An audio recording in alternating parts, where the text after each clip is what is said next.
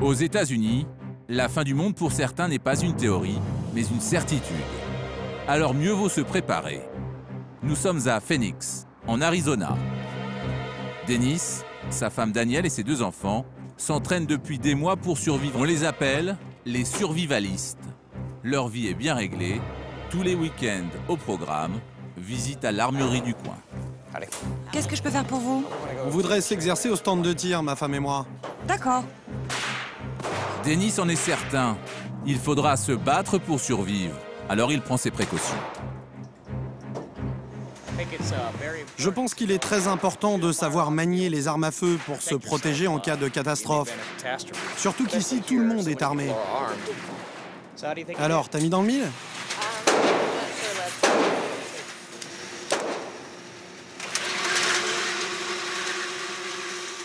Il y a quelques années, Dennis était cadre dans une entreprise de garde-meubles, jusqu'au jour où il découvre les théories apocalyptiques. Sa vie bascule, il abandonne son travail et décide de transformer sa maison en camp de survie. Nous avons un système pour purifier l'eau et des stocks de nourriture, et aussi des trousses de secours, des masques à gaz, pour lutter contre les radiations. On a aussi de la nourriture séchée. Ça, c'est mon masque préféré.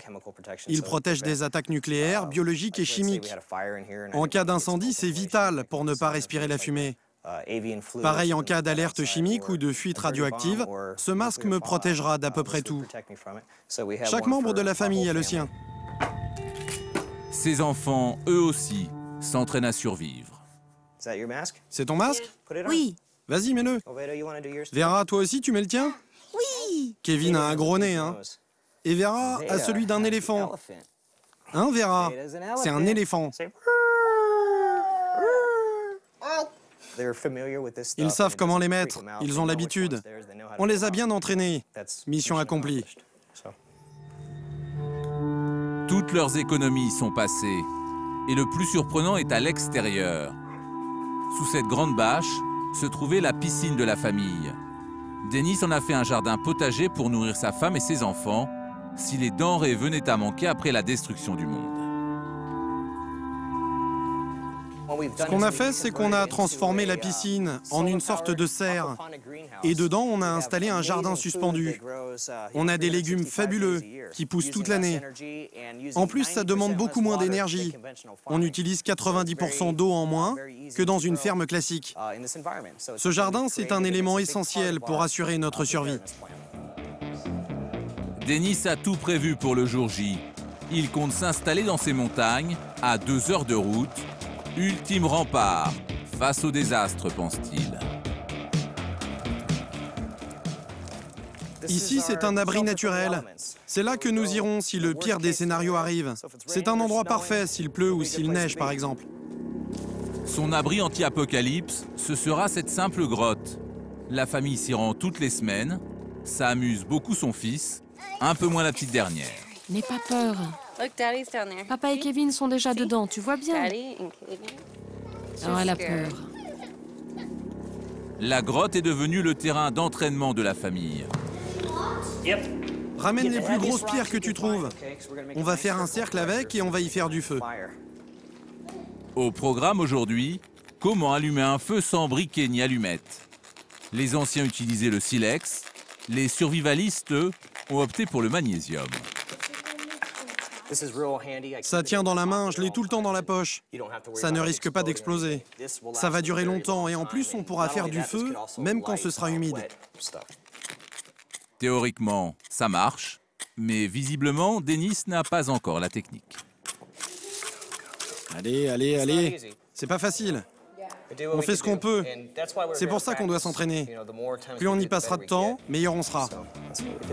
Dennis pourra se rabattre sur un autre gadget qui fait fureur chez les adeptes de l'apocalypse. Ce four solaire, acheté 100 € en grande surface. On peut faire cuire ce qu'on veut avec. Si on attrape un lapin, un oiseau, tout ce qui sera comestible. En plus, un four comme ça, c'est solide. Ça peut durer une vingtaine d'années. 1 heure plus tard, le repas est enfin servi. Dennis est ravi. Reste à espérer que ce jour-là, il fasse beau. Mais pour survivre à l'apocalypse, d'autres voient les choses en beaucoup plus grand. Direction le Kansas, à 18 heures de route. Voici Larry, un autre survivaliste, mais dans la catégorie homme d'affaires. Cet ancien informaticien a cassé sa tirelire il y a 3 ans pour faire une acquisition hors norme. Il s'est offert une ancienne base militaire pour 180 000 €. Vu de l'extérieur, un simple terrain vague, mais sous terre, un dédale de galeries et de salles. L'armée américaine y stockait des missiles nucléaires.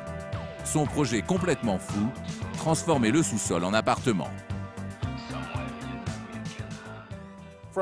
Là où nous sommes, sous cette dalle, c'est la base de lancement des missiles. Il y a 60 mètres de profondeur. Aujourd'hui, Larry a rendez-vous avec l'entrepreneur qui doit construire la dizaine de logements bunkers destinés aux familles angoissées par l'approche de la fin du monde.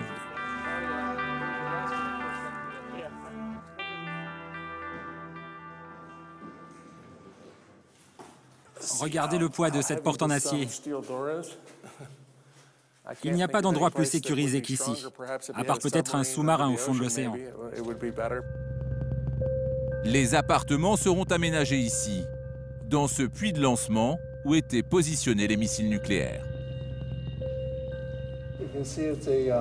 Vous voyez, c'est très large. Bon, d'accord, c'est un peu rongé par la rouille, mais nous allons enlever tout ce qui est abîmé. On va remettre tout ça à neuf. Les câbles, les structures métalliques. Je vous promets qu'une fois rénové, ça sera impressionnant. Son projet immobilier lui coûterait 7 millions €. Et voilà à quoi il pourrait ressembler.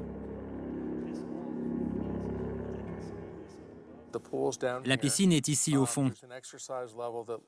Là, il y a une salle de gym. Juste au-dessus, à ce niveau, c'est le théâtre et le salon. Là, la bibliothèque. Et dans les étages supérieurs, on va installer les appartements privatifs. On voudrait que la vie soit la plus normale possible dans ces conditions extrêmes. Si vous pouvez continuer à vivre normalement quand les choses tournent mal, alors vous pourrez éviter la dépression, être positif, et donc avoir plus de chances de survivre longtemps.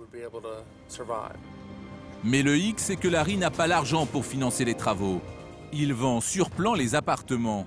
Il aurait vendu le premier pour la bagatelle d'1 200 000 €. Le bunker verra-t-il le jour avant l'apocalypse? Un pari difficile. Il ne lui reste que quelques mois. Et pour couronner le tout, dans ces vieux blocos, rien que pour changer une ampoule, c'est tout un problème. Qu'est-ce qui se passe encore? Il faut que je trouve pourquoi il n'y a pas d'électricité. Il y en a toujours eu ici. Qu'importe les embûches, Larry compte bien être dans son bunker, en famille, prêt pour la fin du monde. Je vais prendre des vacances pour venir ici. Je vais rester et attendre. Peu importe ce qui se passera. J'espère qu'il n'y aura rien, mais pourquoi tenter le diable? Face à la montée de ces idées délirantes, la riposte s'organise. Retour en France, en région parisienne, à l'Observatoire de Meudon. Fabrice Mottet est astrophysicien au CNRS. Il étudie les catastrophes naturelles qui pourraient survenir à l'échelle planétaire. Les théories apocalyptiques le font bien sourire. Il n'y a pas plus de tremblements de terre maintenant qu'il y en avait avant. Par contre, on en est mieux informé. Puis c'est effectivement le fait qu'on en parle beaucoup, c'est inquiétant. C'est inquiétant. Avant, quand il y avait un tremblement de terre en Iran, en Turquie ou au Japon, on le savait des semaines après, et puis de toute façon, on ne savait pas trop comment vivaient les gens là-bas. Maintenant, 1 heure après, on a des images. Ça change tout. Pour lutter contre ces peurs irrationnelles, son arme, c'est la parole, et sa cible, les adolescents. Un public facilement influençable par les discours sectaires. Ce matin, il est au lycée de Palaiseau. À ses côtés, Didier Jamet, un journaliste scientifique.